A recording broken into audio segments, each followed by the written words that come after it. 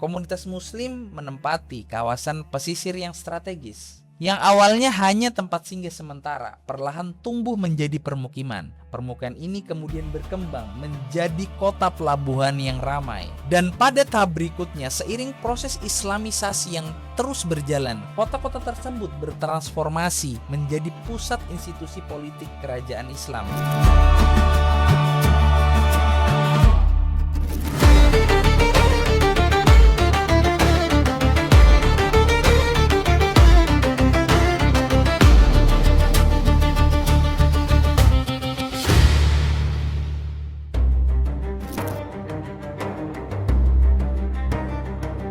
Ada satu kata dalam bahasa Arab yang menyimpan rahasia di balik bagaimana kota-kota Islam pesisir tumbuh dan berkembang. Kata itu adalah khor. Secara harfiah, khor berarti muara sungai yang terletak di tepi laut, membentuk teluk setengah tertutup, tempat di mana aliran sungai di satu sisi bertemu dengan laut di sisi lain. Di titik inilah air tawar dan air asin saling berpadu. Sederhananya, khor adalah pertemuan dua dunia, daratan dan lautan.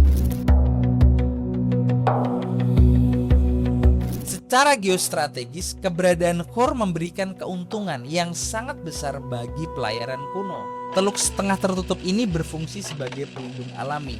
Ia menghadang ombak besar dari samudera lepas, menciptakan pelayanan lebih tenang dan aman bagi kapal-kapal untuk berlabuh. Tidak mengherankan jika khor kemudian menjadi salah satu syarat utama dalam pembentukan kota-kota pesisir di peradaban Islam. Oleh karena kebutuhan navigasi dan keselamatan pelayaran yang mendorong para pelaut dan pedagang memilih lokasi-lokasi seperti ini untuk singgah lalu menetap. Pola pertumbuhannya hampir selalu sama. Arkeolog Uka Chandra Sasmita dalam kajiannya tentang pertumbuhan kota-kota muslim di Indonesia menjelaskan bagaimana proses ini terjadi.